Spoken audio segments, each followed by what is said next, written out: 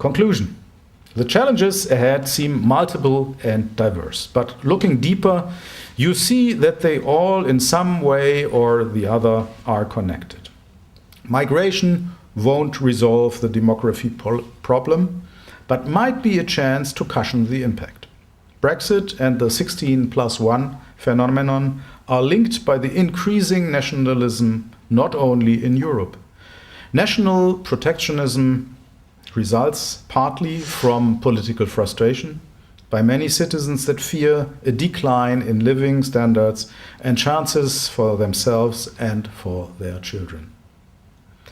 Youth unemployment even fuels these anxieties.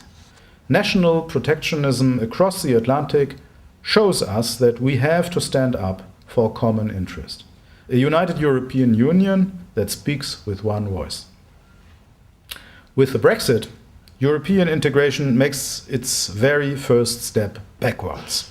Apart from some peculiarities of the British Europe debate that led to the Brexit vote, an increasing skepticism about Europe is highly visible everywhere in Europe by now.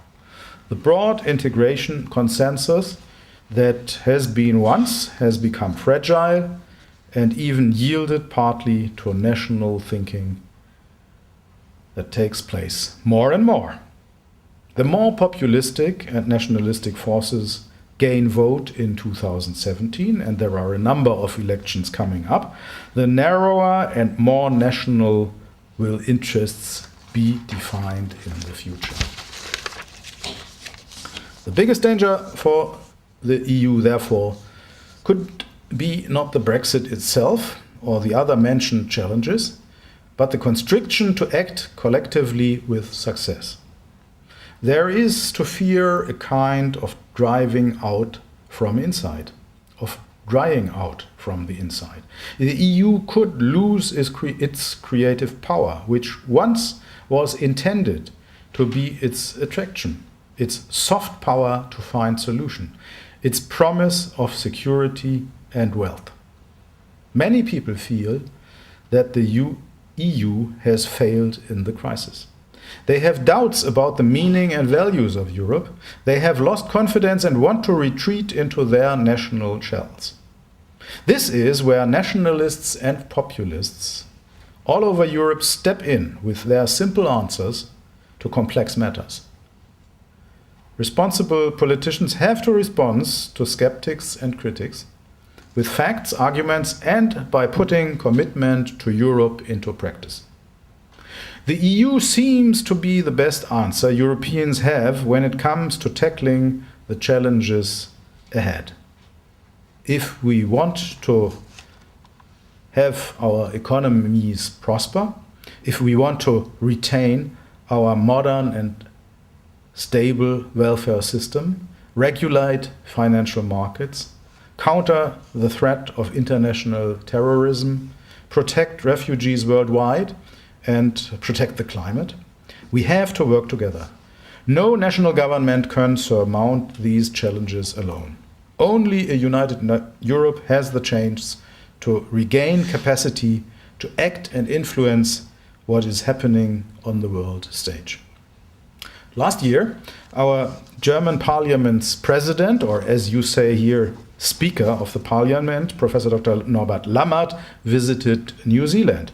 He is one of our leading politicians and has visions that I want to share with you. In occasion of the election of our new German president, Mr. Frank-Walter Steinmeier, last month, he said the following. To explain to all of you, last month a new federal president has been elected. That is our former foreign minister Steinmeier to become, end of this month, our federal president. And I quote our Speaker of the Parliament. 100 years ago, at the end of World War I, when the USA entered war shoulder and shoulder with the liberal democracies in Europe, sometimes something has been constituted what we call the West, a worldwide community of values. This community has a story of a never-ending normative process. Germany has luckily decided to join that process after terrible aberrations.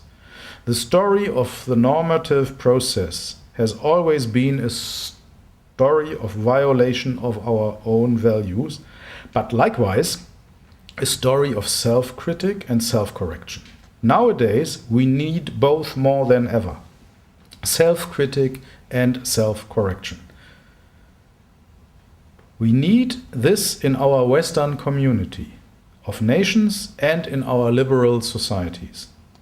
The Western values themselves are not questioned, but our attitude towards human rights, the rule of law, and the principles of representative democracy.